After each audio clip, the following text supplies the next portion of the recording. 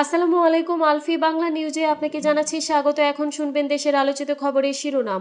আমাদের খবরটি যদি ভালো লাগে লাইক কমেন্ট শেয়ার করে জানিয়ে দিন আপনার মতামত।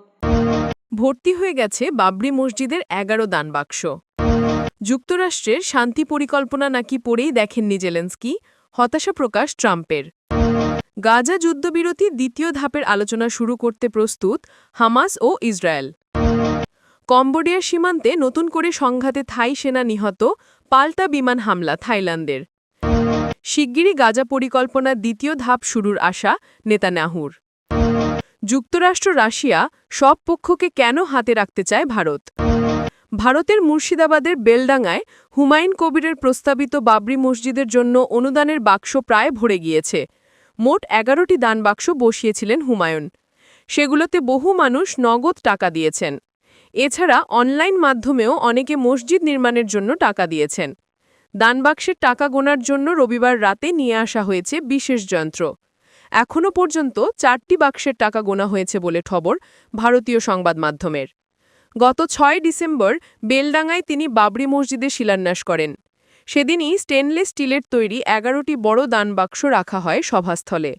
মসজিদ নির্মাণের জন্য ভক্তদের কাছে অর্থ সাহায্যের আবেদন করেন হুমায়ুন। তারপর থেকে অনুদান আসছে। হুমায়ুনের দাবি, মুক্ত হস্তে সবাই দান করছেন। অনুদানের পরিমাণ কয়েক কোটি টাকা ছাড়িয়ে যেতে পারে। রবিবার সন্ধে ৭টা থেকে দানবাক্সের নগদ টাকা গণনার কাজ শুরু হয়েছিল, চলেছে রাত ১২টা পর্যন্ত। ৪টি বাক্স এবং একটি বস্তা থেকে শুধু নগদে মিলেছে ৩৭,৩৩,০০০ টাকা। এছাড়া অনলাইন মাধ্যমে কিউআর কোড স্ক্যান করে অনেকে অনুদান দিয়েছেন। সেখানে এখনও পর্যন্ত এসছে ৯৩ লাখ টাকা। বাকি ৭টি দানবাক্সের গণনা শুরু হবে আজ সোমবার বিকেল ৫টা থেকে। স্বচ্ছতা বজায় রাখতে টাকা গোনার প্রক্রিয়ায় সরাসরি সম্প্রচারের ব্যবস্থাও করা হয়েছিল। হুমায়ুনের ঘনিষ্ঠ মহলের দাবি, অনুদানের অঙ্ক প্রত্যাশা ছাপিয়ে গিয়েছে। এমনকি বিদেশ থেকেও অনুদান এসেছে। এই অর্থ সংরক্ষণের জন্য একটি পৃথক ঘরের ব্যবস্থা করতে হবে, তাতে সিসি ক্যামেরা এবং নিরাপত্তার অন্যান্য ব্যবস্থা থাকবে। মার্কিন প্রেসিডেন্ট ডোনাল্ড ট্রাম্প গতকাল রবিবার বলেছেন, রাশিয়ার সঙ্গে যুদ্ধ অবসানে যুক্তরাষ্ট্র সমর্থিত পরিকল্পনার সঙ্গে সম্পৃক্ত না হওয়ায় তিনি ইউক্রেনের প্রেসিডেন্ট ভলোদিমির জেলেন্সকি নিয়ে কিছুটা হতাশা বোধ করছেন। কেনেডি সেন্টার অনার্সের রেড কার্পেটে সাংবাদিকদের প্রশ্নের জবাবে ট্রাম্প বলেন, আমরা রুশ প্রেসিডেন্ট পুতিনের সঙ্গে কথা বলেছি এবং ইউক্রেনের নেতাদের সঙ্গেও কথা বলেছি। এর মধ্যে ইউক্রেনের প্রেসিডেন্ট জেলেন্সকিও আছেন। কয়েক ঘণ্টা আগে পর্যন্ত পাওয়া খবর অনুযায়ী প্রেসিডেন্ট জেলেন্সকি এখনও প্রস্তাবটি পড়েননি, আর তাই আমাকে বলতেই হচ্ছে যে আমি কিছুটা হতাশা।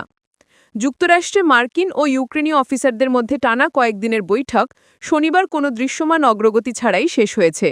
যদিও জেলেন্সকি বাস্তব শান্তি প্রতিষ্ঠায় আরও আলোচনা চালিয়ে যাওয়ার প্রতিশ্রুতি করেছেন।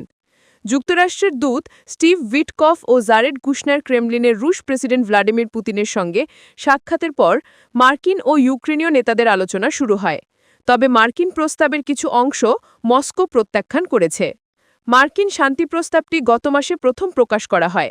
এরপর থেকে এটিকে বেশ কয়েক দফায় সংশোধন করা হয়েছে। সমালোচকরা বলছেন, প্রস্তাবটি রাশিয়াকে বেশি সুবিধা দেবে, যে দেশটি ২০২২ সালের ফেব্রুয়ারিতে ইউক্রেনে হামলা শুরু করেছিল। গাজায় ইসরায়েলের জাতিগত নিধন বন্ধে যুক্তরাষ্ট্রের নেতৃত্বে প্রস্তাবিত যুদ্ধবিরতি পরিকল্পনার দ্বিতীয় ধাপে অগ্রসর হতে প্রস্তুত ইসরায়েল ও হামাস। তবে অবরুদ্ধ ফিলিস্তিন ভূখণ্ডে আন্তর্জাতিক স্থিতিশীলতা বাহিনীর ভূমিকা কী হবে তা এখনও পরিষ্কার নয়, এবং এ নিয়ে মতবিরোধ দেখা দিয়েছে। হামাসের জ্যেষ্ঠ কর্মকর্তা বাসেম নাইম গতকাল রোববার বলেন, যুক্তরাষ্ট্রের খসড়া প্রস্তাবে থাকা অনেক বিষয় নিয়ে স্পষ্ট ব্যাখ্যা প্রয়োজন। নাইম আরও বলেন, চলমান যুদ্ধবিরতির সময় অস্ত্র ব্যবহার না করা বা অস্ত্র জমা দেওয়া নিয়ে তারা আলোচনা করতে প্রস্তুত, কিন্তু নিরস্ত্রীকরণের দায়িত্ব কোনো আন্তর্জাতিক স্থিতিশীলতা বাহিনী নেবে, এটি তারা মেনে নেবেন না। এ নিয়ে বাসেম নাইম বলেন, আমরা জাতিসংঘের বাহিনীকে স্বাগত জানাই, যারা সীমান্তের কাছাকাছি অবস্থান করবে, যুদ্ধবিরতি চুক্তি তদারক করবে, লঙ্ঘিত হলে তা জানাবে এবং যে কোনো ধরনের উত্তেজনা প্রতিরোধ করবে। কিন্তু হামাস ফিলিস্তিন ভূখণ্ডে ওই বাহিনীর কোনো ধরনের কর্তৃত্ব মেনে নেবে না বলেও জানান নাইম।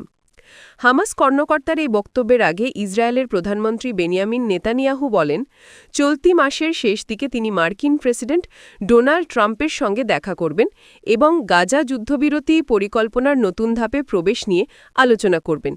রোববার নেতানিয়াহু আরও বলেন, ট্রাম্পের সঙ্গে বৈঠকের মূল লক্ষ্য হবে গাজায় হামাসের শাসন শেষ করা এবং এটা নিশ্চিত করা যে পরিকল্পনায় দেওয়া অঙ্গীকার তারা পূরণ করবে। থাইল্যান্ড ও কম্বোডিয়া নতুন করে আন্তঃসীমান্ত সংঘর্ষে জড়িয়েছে। থাই সেনাবাহিনী আজ সোমবার বলেছে, সীমান্তে কম্বোডিয়ার সঙ্গে সংঘর্ষে এক থাই সেনা সদস্য নিহত হয়েছেন, আরও কয়েকজন আহত হয়েছেন। থাইল্যান্ড ও কম্বোডিয়া দুই পক্ষই সীমান্তে নতুন করে গোলাগুলির জন্য একে অপরকে দায়ী করেছে। এদিকে থাই সেনাবাহিনীর বরাতে রয়টার্স বলেছে, কম্বোডিয়ার সঙ্গে বিরোধীপূর্ণ সীমান্তে বিমান হামলা শুরু করেছে থাইল্যান্ড। আজ ভোরে উবন রাচাথানি প্রদেশে কম্বোডিয়ার সেনারা থাইল্যান্ডের বাহিনীর ওপর গুলি চালানোর পর থাই সেনাবাহিনীর মুখপাত্র উইন থাই সুবারি একটি বিবৃতি দিয়েছেন। সেখানে তিনি বলেন, সেনাবাহিনীর খবর পেয়েছে যে থাই সেনাদের ওপর আগ্নেয়াস্ত্র ব্যবহার করে হামলা করা হয়েছে। এ ঘটনায় একজন সেনা নিহত এবং 4 জন আহত হয়েছেন। এদিকে কম্বোডিয়ার প্রতিরক্ষা মন্ত্রণালয়ের মুখপাত্র মালি সোচিয়াতা বলেন, আজ ভোরে প্রিয়াভিহিয়া ও ওদারমেঞ্চে প্রদেশে কম্বোডিয়ার সেনাদের উপর থাই বাহিনী প্রথম হামলা চালিয়েছে। তিনি আরও দাবি করেন, হামলার জবাবে কম্বোডিয়া পাল্টা হামলা চালায়নি। রয়টার্সের এক প্রতিবেদনে বলা হয়, আজ থাই সেনাবাহিনীর মুখপাত্র মেজর জেনারেল উইনতাই সুবারি বলেছেন, থাইল্যান্ড কম্বোডিয়ার সঙ্গে তাদের বিরোধীপূর্ণ সীমান্তে বিমান হামলা শুরু করেছে। দুই দেশই একে অপরকে বিরুদ্ধে যুদ্ধবিরতি লঙ্ঘনের অভিযোগ তোলার পর এই হামলা শুরু হয়। এবছরের জুলাইয়েও থাইল্যান্ড ও কম্বোডিয়ার মধ্যে সীমান্ত সংঘর্ষ শুরু হয়েছিল। তখন এই সীমান্ত বিরোধ টানা 5 দিনের যুদ্ধে রূপ নিয়েছিল। পরে আমেরিকান প্রেসিডেন্ট ডোনাল্ড ট্রাম্প ও মালয়েশিয়ার প্রধানমন্ত্রী আনোয়ার ইব্রাহিমের মধ্যস্থতায় যুদ্ধবিরতি চুক্তি হয়। গত অক্টোবরে কুয়ালালামপুরে দুই দেশের মধ্যে বর্ধিত মেয়াদী যুদ্ধবিরতি চুক্তি স্বাক্ষরের অনুষ্ঠানে ট্রাম্প উপস্থিত ছিলেন। ইসরায়েলের প্রধানমন্ত্রী বেনিয়ামিন নেতানিয়াহু রবিবার বলেছেন, গাজার জন্য যুক্তরাষ্ট্র সমর্থিত যুদ্ধবিরতি পরিকল্পনার দ্বিতীয় ধাপে তিনি শিগগিরই অগ্রসর হওয়ার আশা করছেন। দুই নেতার বৈঠকের পর জার্মান চ্যান্সেলর ফ্রেডরিখ মেৎসের সঙ্গে এক যৌথ সংবাদ সম্মেলনে নেতানিয়াহু বলেন, আমরা গাজায় হামাসের শাসনের অবসান কিভাবে ঘটানো যায় তা নিয়ে আলোচনা করেছি। আমরা প্রথম অংশটি শেষ করেছি এবং এরপর খুব অল্প সময়ের মধ্যেই আমরা দ্বিতীয় ধাপে প্রবেশ করতে যাচ্ছি, যা আরও কঠিন। নেতানিয়াহু আরও বলেন, এই অঞ্চলে শান্তির সুযোগ নিয়ে আলোচনা করতে তিনি চলতি মাসের শেষ দিকে যুক্তরাষ্ট্রের প্রেসিডেন্ট ডোনাল্ড ট্রাম্পের সঙ্গে সাক্ষাৎ করবেন। 10 অক্টোবর কার্যকর হওয়া যুদ্ধবিরতির শর্ত অনুযায়ী ফিলিস্তিনি যোদ্ধারা হামাসের নেতৃত্বে 2023 সালের 7 অক্টোবর ইসরায়েলের ওপর চালানো হামলায় আটক করা জীবিত ও মৃত 47 জন বন্দীকে মুক্তি দিতে প্রতিশ্রুতিবদ্ধ হয়।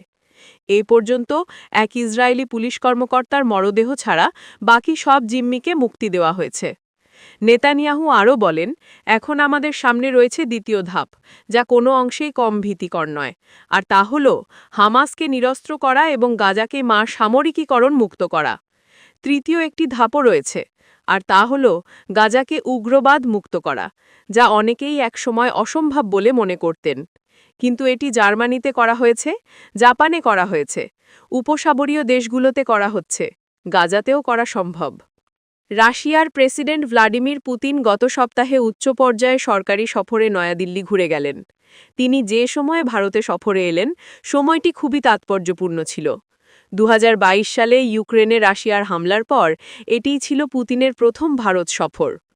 ভারত বর্তমানে ট্রাম্প প্রশাসনের সঙ্গে বাণিজ্য চুক্তি নিয়ে কঠিন আলোচনার মধ্যে রয়েছে। এই চুক্তির মাধ্যমে ভারত আশা করছে রাশিয়ার তেল কেনার কারণে মার্কিন প্রেসিডেন্ট ভারতের ওপর যে কঠোর শাস্তিমূলক শুল্ক আরোপ করেছিলেন তা বাতিল হবে। ভারতের ওপর মোট 50% শুল্ক আরোপ করেছে ট্রাম্প প্রশাসন। এখন যুক্তরাষ্ট্র যেসব দেশের ওপর সর্বোচ্চ শুল্ক আরোপ করে রেখেছে, সেই সব দেশের অন্যতম হচ্ছে ভারত।